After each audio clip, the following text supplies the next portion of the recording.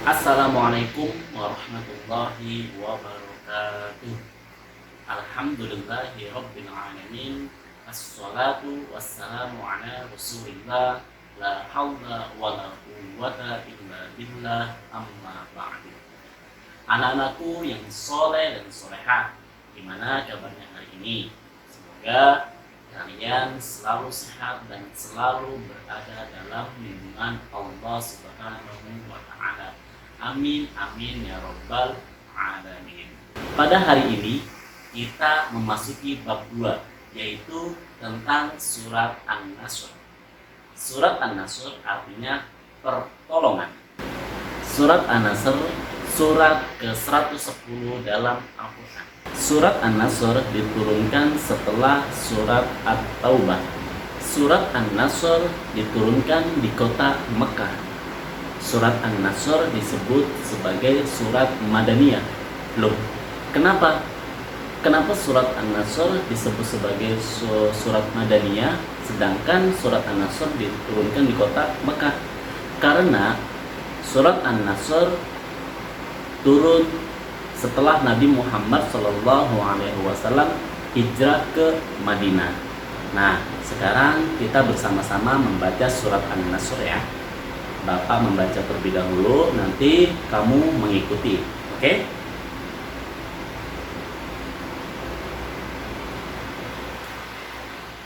Bismillahirrahmanirrahim. Idza jaa nasrullahi wal fath. Perhatikan pada ayat yang pertama, setelah huruf dal di situ ada huruf alif. Jadi dibaca panjang 2 harokat atau 2 ketukan. Idza. Selanjutnya pada lafaz jaa di situ ada bacaan mad wajib muttasil.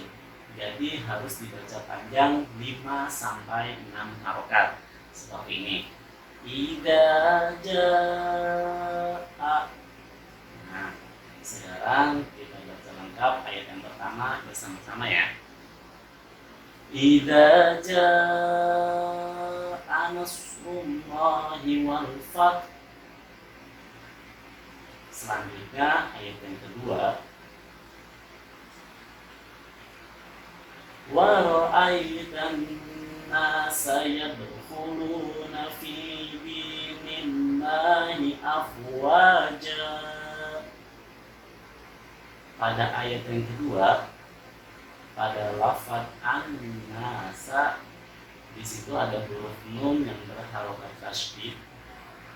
Karena berharokat tasydid, jadi huruf nun harus dibaca lunnah atau berdengung. Wa ra'aitan nasa, seperti itu ya. Selanjutnya pada lafaz yadkhuluna, pada lafaz ini huruf dal berharokat sukun, jadi dia dibaca memantul karena termasuk bacaan qalqalah. Yadkhuluna. Nah, sekarang kita coba baca bersama-sama ayat 2. Wa ra'aitan nasa yadkhuluna fi dinillahi afwaja.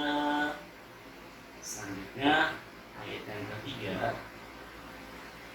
Fasabbih bihamdi rabbika wastaghfir. Pada lafaz rabbika huruf ba berharokat tasydid, jadi dibaca double. Rabbika sedikit ditekan. Rabbika. Kemudian lanjutannya yaitu innahu kana tawwaba. Sekarang kita baca bersama-sama ayat ketiga. Fasabbih bihamdi rabbika wastaghfir. Innahu kana tawwaba. Nah, sekarang kita baca lengkap ayat 1 sampai ayat 3 ya. Bismillahirrahmanirrahim. Idza jaa nasrullahi wal fath wa ra'aitan nasa yadkhuluna fi dinillahi afwaja fasabbih bihamdi rabbika wastaghfir innahu kana tawwaba. Nah, sekarang kita memahami Quran surat An-Nasr. Di dalam Quran surat An-Nasr ada sebuah kisah yang disebut dengan Fathul Makkah. Nah, sekarang Bapak akan menceritakan tentang Fathul Makkah. Hah? Fatu Mekah? Fatu Mekah itu apa sih, Pak? Ya, Bapak akan menceritakannya. Tapi sebelumnya kalian udah ngerti tidak? Ya mau dong, Pak. Itu kan bermanfaat buat kita. Ya kan, teman-teman? Setuju! Jadi jangan ada yang tertidur ya. Kamu bagaimana? Iya, Pak Guru. Janji. Dok, awas kalau kamu tertidur ya. Wait, galak bener Bang Amir. Sabar aja lagi. Dasar.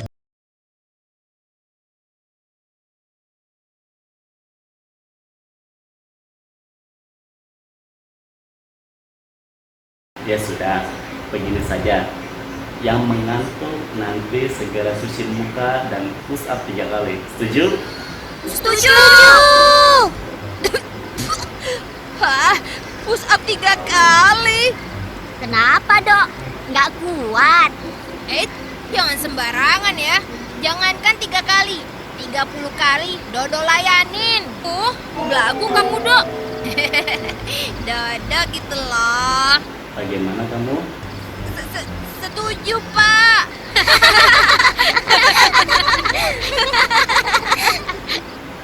Baiklah, Fathu Mekah adalah peristiwa pembebasan kota Mekah oleh Nabi Muhammad SAW beserta kaum muslimin dari cengkraman orang kafir Quraisy. Terjadi pada tahun 630 Masehi atau bertepatan dengan 10 Ramadan 8 Hijriah. Ketika itu Rasulullah SAW dengan kekuatan tidak kurang dari 10.000 orang pasukan berangkat dari Madinah setelah asar.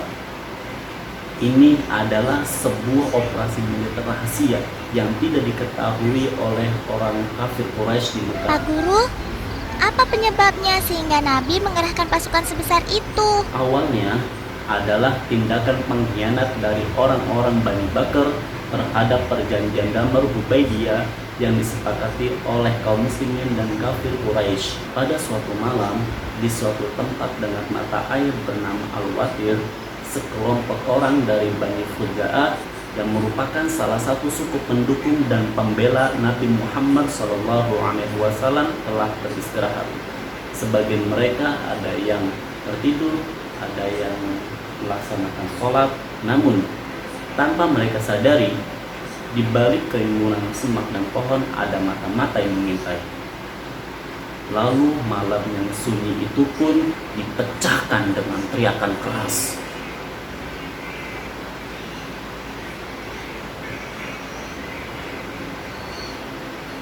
Darah pun tertumpah kemana-mana. Namun semua itu tidak menyurutkan kekejaman kelompok penyerang. Mereka pun terus mengayunkan pedang ke sana kemari membabi buta. Siapa yang menyerang, Pak Guru? Mereka adalah orang-orang Bani Bakar yang dibantu pasukan dari kafir Quraisy. Banu Khuza'ah tidak melawan. Mereka melawan, namun karena kalah jumlah dan persiapan, akhirnya mereka pun terdesak hingga ke Mekah. Syukurlah ada salah satu seorang dari Bani Khuza'ah yang bernama Amir bin Salim berhasil meloloskan diri dari kepungan. Hah? Ada apa ya? Iya, itu siapa ya? Ya Rasulullah! Ya Ketika Rasulullah! sudah berhadapan dengan Nabi, Amir bin Salim menceritakan seluruh kejadian yang menimpa dirinya dan Bani Khuza'ah. Maka Amir bin Salim pun meminta bantuan Nabi untuk menghukum kaum kafir Quraisy. Dan Rasulullah pun menjawab, engkau pasti akan ditolong wahai Amir bin Salim. Dan Rasulullah pun menjawab, engkau pasti akan ditolong wahai Amir bin Salim. Tiba-tiba saat itu muncul mendung di langit. Lalu beliau bersabda, mendung ini akan memudahkan pertolongan bagi Bani Ka'ab.